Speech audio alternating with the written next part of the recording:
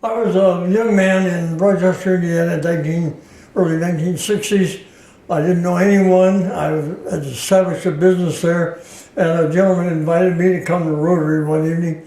And I went there, and I was amazed by the number of people that I met, prominent businessmen in town, and how they welcomed me into the community. And I felt that it was a very worthwhile thing, and so I participated in it, became an officer, later on president, and I was with them about 20 years. And during that time, we had several projects, of which I worked very hard at, and I learned that as you achieve certain levels of success in life, it's necessary for you to give back. If you're not giving back, you're not achieving. And I always say to people who join Rotary to help their business grow, you join for the wrong business, for the wrong reason. Rotary makes you grow. It doesn't make your business grow. It makes you a better person. And it makes you more acceptable to the business community. And so that's what I've practiced. And that's what I've done, tried to do all my life to live to the qualities that Rotary asks of you.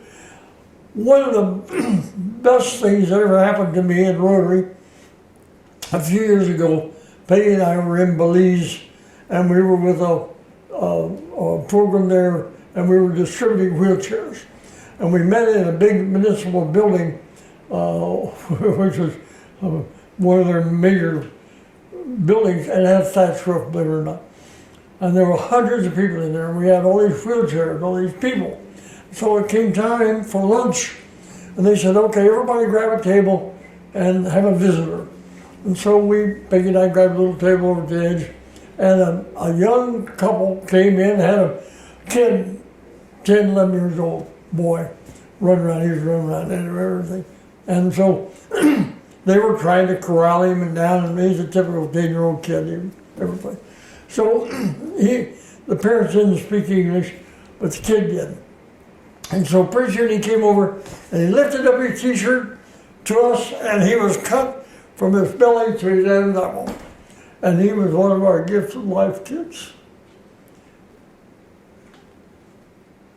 Great. Makes it all worthwhile.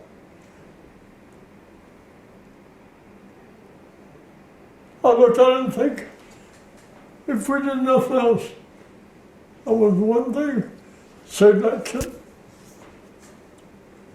And then I went over and I picked up a woman off the floor. And she had big leather things on her knees and on her elbows, and she was cold on her elbows and knees. I picked her up and I put her in a wheelchair of her very own, probably the most expensive thing she'll ever own in her life. And she looked up at me and said, oh, now I can get a job.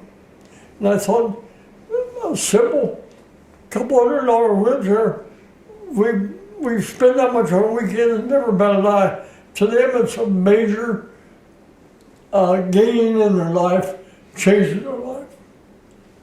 So, simple little things that are not expensive, that are not hard to do, make world of difference.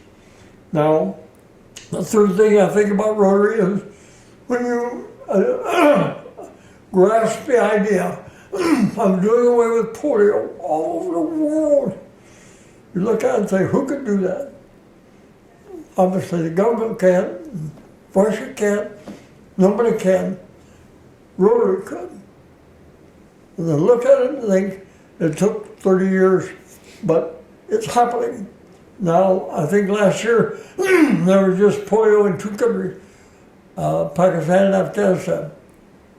It shows what groups of like-minded people all over the world join together in a common effort, what could be accomplished. And that's good evidence of it. Well, I don't know what the future is going to bring. We're not attracting the same type of individual to Rotary nowadays that we did a few years ago, and that's okay. The world changes, we got to change with it. But We have to keep the idea out there that under a common heading of an outfit like Rotary, worldwide improvements can be made health-wise and economic-wise and so on, all over the world to poor people or to people who need help and can benefit from it. And that's a goal that we have adopted, and I'm proud to be part of it. And that's my story.